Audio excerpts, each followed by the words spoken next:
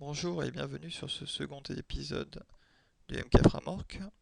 Nous allons ici voir un peu plus en détail le builder. Le builder par rapport aux autres frameworks, c'est l'équivalent de la ligne de commande. Sur Symfony, GLX, Zend également. Donc, lorsque vous voulez créer une nouvelle application, créer une couche modèle, etc., vous utilisez la ligne de commande. Ici, pas besoin. Lorsque vous téléchargez le MK Framework, vous obtenez,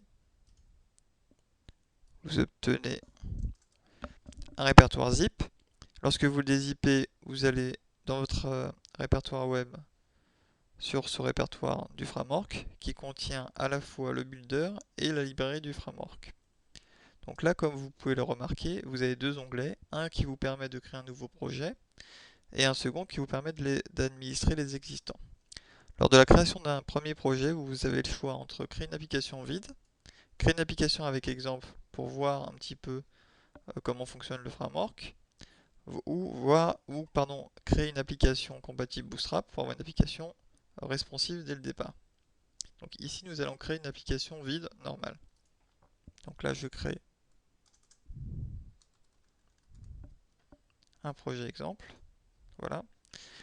Ce ce projet est créé dans le répertoire data généré de votre framework. Donc là, si je vais dans le répertoire web, je vois bien le framework. Dans le répertoire data généré, je vois mon répertoire exemple.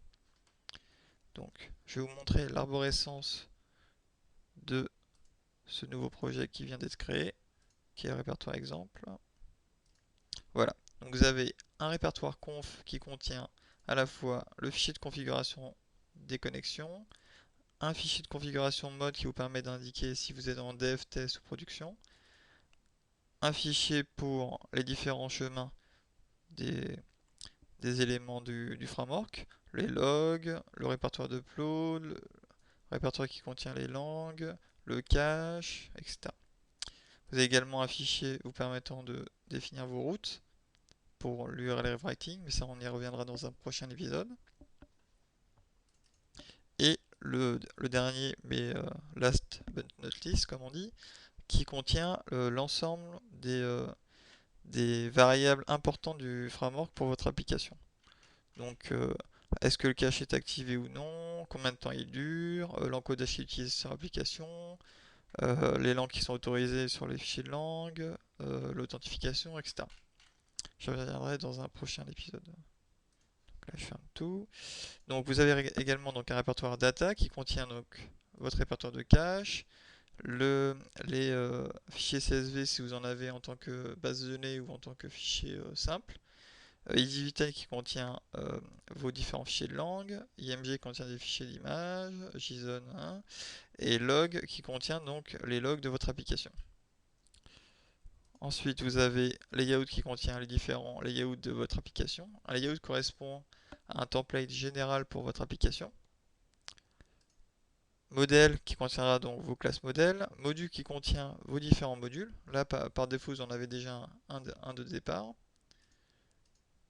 MyClass qui est un répertoire de classes métiers. Donc si vous avez des classes métiers que vous ne souhaitez pas réinventer la roue et donc réutiliser certaines classes sur d'autres projets, vous pouvez donc créer un répertoire avec le nom que vous souhaitez. Et donc dans ce cas-là, il faudra modifier le plugin Autoload pour indiquer les règles à suivre pour aller chercher les bonnes classes dans votre répertoire métier.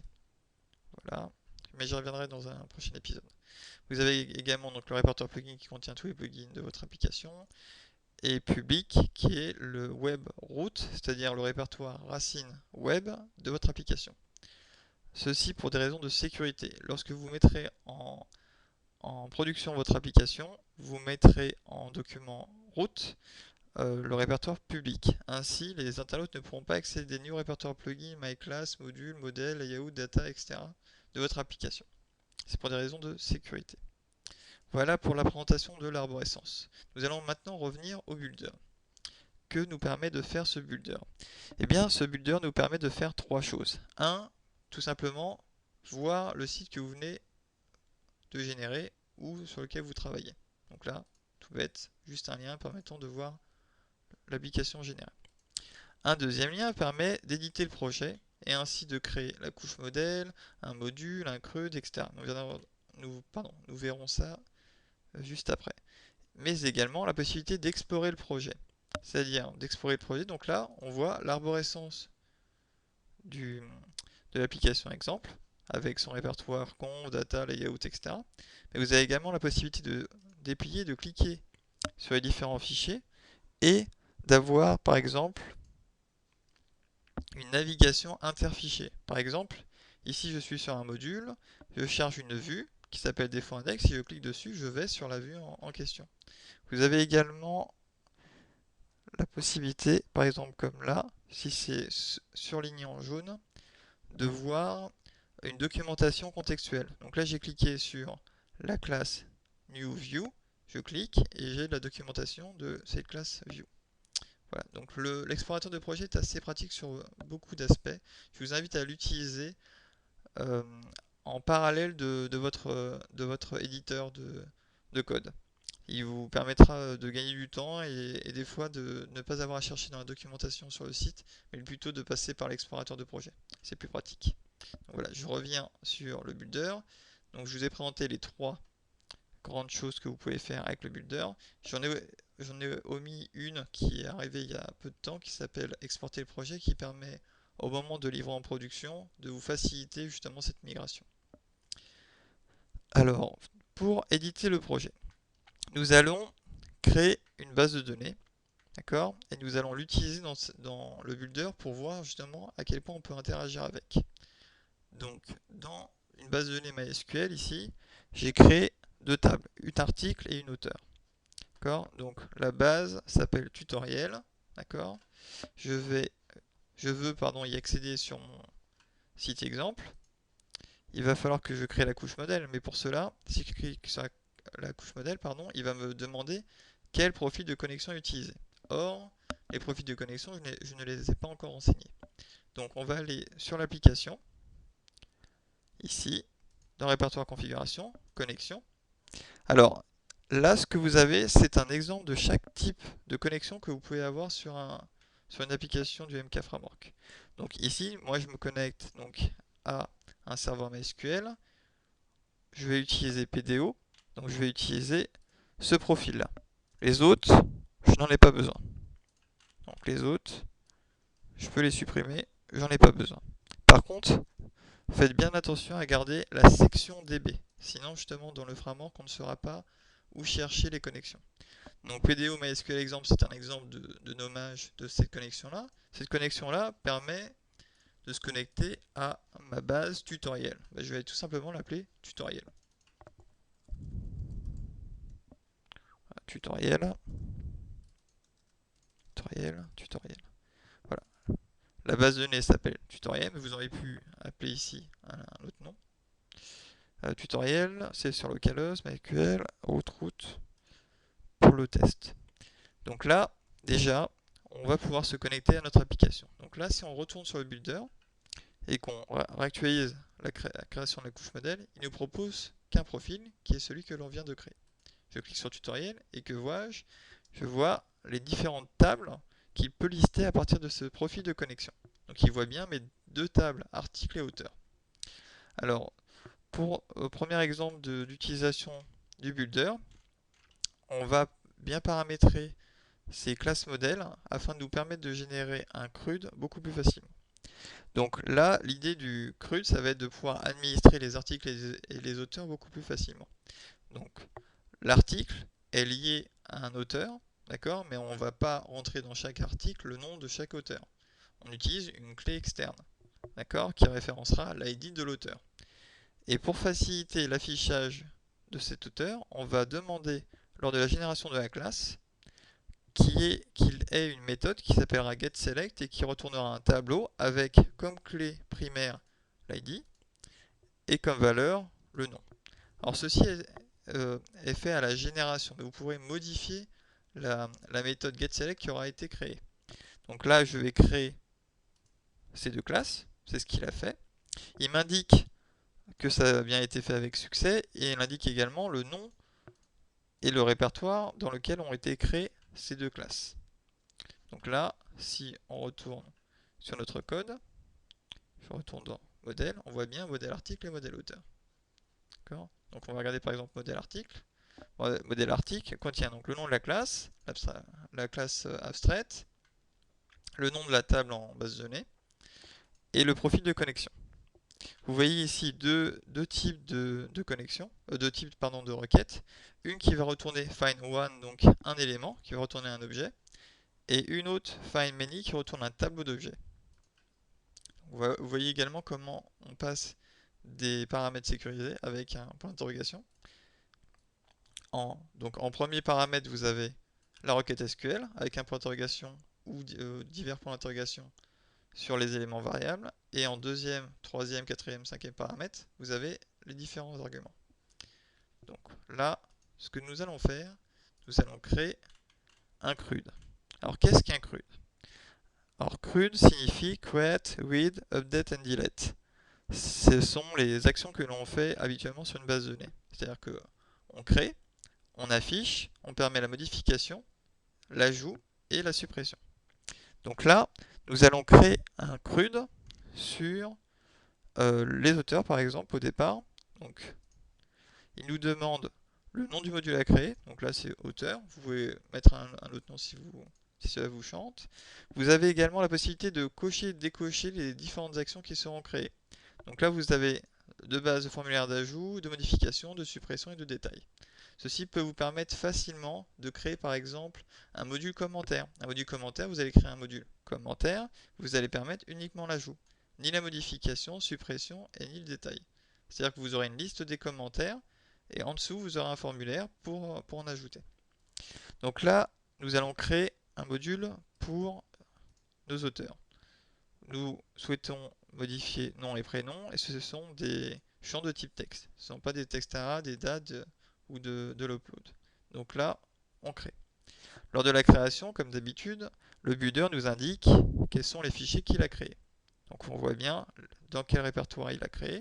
Dans le répertoire module, il a créé un module auteur avec un fichier main. On peut le voir ici.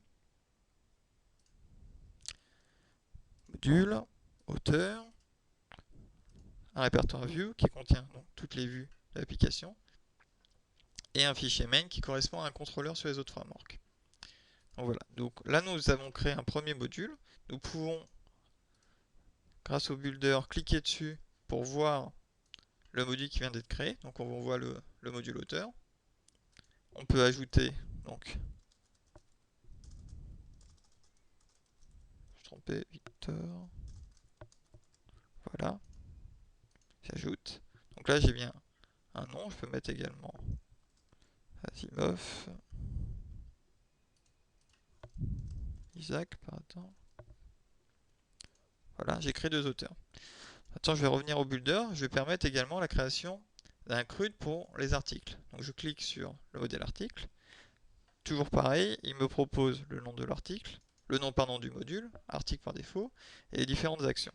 Ici, ce qui va différencier, c'est que pour l'auteur, bon, déjà je vais mettre que c'est auteur, le nom du champ. Ah oui, j'ai oublié de préciser ici, vous pouvez générer en indiquant déjà est-ce que vous voulez afficher ou non les différentes colonnes, mais vous pouvez également personnaliser les libellés à la création. Donc là, le titre et résumé, ce sont des types texte. En quoi que résumé, on peut mettre un texte area. Et l'auteur ID, c'est là qu'il y a la subtilité, ça sera un menu déroulant en utilisant la méthode précédemment créée, module auteur getSelect. Donc là, je clique sur créer. Et donc on voit, comme tout à l'heure, qu'il a bien créé les différents fichiers dans le répertoire module. Donc on peut également voir ce nouveau module créé. On le voit ici. On ajoute par exemple un titre. Bizarre par exemple. Un résumé. Voilà. Et l'auteur, on a le choix entre Victor Hugo et Asimov. D'ailleurs, pour changer ça, parce que vous voyez donc la liste des auteurs, vous avez uniquement le nom. Si vous avez des homonymes, ça ne va pas être très pratique. Donc on va aller dans la classe modèle. Comme je vous l'indiquais tout à l'heure, tout ce qui a été généré, vous pouvez le modifier. Ce n'est juste une aide pour vous permettre de travailler plus vite. Donc là, je vais mettre par exemple le prénom puis le nom. Donc là, prénom. Donc, comme vous pouvez le remarquer, cette méthode consiste simplement à la récupération de l'ensemble des éléments et la création d'un tableau indexé qui va retourner au contrôleur qui lui a demandé. Donc là, en modifiant comme ça, on va avoir le prénom suivi du nom. Donc si on retourne sur l'application, on a bien effectivement le prénom suivi du nom. Donc là, je vais enregistrer donc Les Misérables et mettre un résumé. Là, j'ajoute et voilà. Autre chose intéressante. Par exemple, vous souhaitez que lorsque l'on ajoute un livre, que le titre soit obligatoire. Parce que là, actuellement, je peux enregistrer un livre qui n'a pas de titre, ce qui est un petit peu bête. Donc là, ce que vous pouvez faire, c'est... Mais je ne vais pas m'y attarder, mais c'est juste pour montrer un petit peu l'étendue du framework. Donc, un article. D'ailleurs, j'ai créé des livres, mais c'est des articles. Vous pouvez voir qu'il y a une méthode getCheck qui permet de vérifier les enregistrements avant justement de les enregistrer en base de données. Et là, vous voyez is equal, is not equal, etc. Nous, là, le test que l'on veut faire, c'est de vérifier que le champ n'est pas vide. Donc, on veut vérifier is not empty. Le champ en question, c'est titre. D'accord? Ah, j'ai fait une faute de frappe. Et donc, le champ titre, je vais mettre le champ titre, ne doit pas être vide. Voilà. Donc là, si on retourne sur l'application, je fais à nouveau titre, je ne le renseigne pas. Et là, il ne se passe rien. Et ça, ah, j'ai fait une faute d'orthographe. On recommence. Titre. On recommence. Je valide. Et voilà. Là, on voit le champ titre ne doit pas être valide. Ne doit pas être vide, pardon. Parce que j'ai rajouté donc dans la méthode getCheck de la classe modèle une vérification qui permet de vérifier. Voilà. Pour information, cette méthode est appelée lors de la sauvegarde. Vous le voyez ici. Donc au moment de sauvegarder l'enregistrement, on vérifie si c'est pas valide, on retourne false et le contrôleur appellera getListError pour avoir la liste des champs en erreur. Donc voilà, ça c'était juste pour un petit aparté pour montrer que le framework a pensé à pas mal de choses au fur et à mesure de son utilisation. Alors ça, on a vu donc pour la création de la couche modèle. On a vu la création d'un CRUD. Bon, le module en lecture seule, je ne vous montre pas, c'est la même chose qu'un CRUD, sauf qu'on n'a pas autant d'actions disponibles. On peut voir, on verra plutôt dans un autre épisode, la création d'un module d'authentification, parce qu'il y a d'autres choses également à montrer qui peuvent être intéressantes. Là, je vais juste finir par la création d'un module menu, parce que ça peut vous faire pareil, gagner pas mal de temps, et c'est assez pratique d'avoir ça. Donc, créer un module menu. Alors quand vous créez un module menu, c'est tout bête, il vous liste les différents modules qui sont disponibles sur votre application. Donc là on voit le module auteur et le module article qui ont été précédemment créés. Je vais dire par exemple, je crée un lien sur l'action liste, donc qui permettra logiquement de lister, pour un libellé auteur par exemple. Et je vais créer de même pour les articles. Je vais mettre livre parce qu'en fait c'est des livres que j'ai mis. Voilà. Et je peux mettre également sur l'index qui est l'accueil. Voilà. Si je fais ceci, il va générer un module menu. Un module menu est un module de type embarqué, c'est-à-dire qu'il peut être intégré, embedded comme on dit en anglais, dans un layout, dans une autre vue, etc. On voit ici qu'il nous donne un exemple pour ajouter justement ce menu à notre application. D'accord? Donc, on voit également qu'il y a une indication pour voir comment ça fonctionne. Et donc, il faut l'ajouter dans la méthode before. D'accord? Donc là, si je reviens sur mon application, pour l'instant, je n'ai rien. Si je vais dans module default, puisque ici, c'est module default qui est appelé. Ah oui, vous ne pouvez pas savoir. Pour le savoir, alors, dans le fichier de configuration, dans le fichier sitini, si vous descendez, vous avez une section qui s'appelle navigation, et vous voyez que le module par défaut, c'est default, et l'action par défaut, c'est index. Logiquement, parce que c'est le seul module qui est créé par défaut. Donc voilà. Donc là, je vais modifier module default, et dans la classe main, dans la méthode main, je rajoute la ligne indiquée. Donc là, on voit au layout template 1 qui a été créé, add module, à l'emplacement menu, le menu. Donc là, si on revient sur notre site, on voit cette fois-ci que le menu apparaît. Par contre, si je clique sur auteur, je n'ai plus le menu. Je vais faire la même chose sur le module auteur. D'ailleurs, je vais rafraîchir parce que il manquait un module. Donc je vais faire la même chose sur article. Vous voyez, il y a un exemple également pour vous montrer ce que je suis en train de faire. Voilà. Et également sur auteur. Main. Voilà. Donc là, par exemple, si on fait F5, là on voit bien livre, auteur, accueil, on peut bien naviguer. Par contre, c'est dommage, mais l'ordre n'est pas vraiment celui qui est le plus logique. Pour ça, on va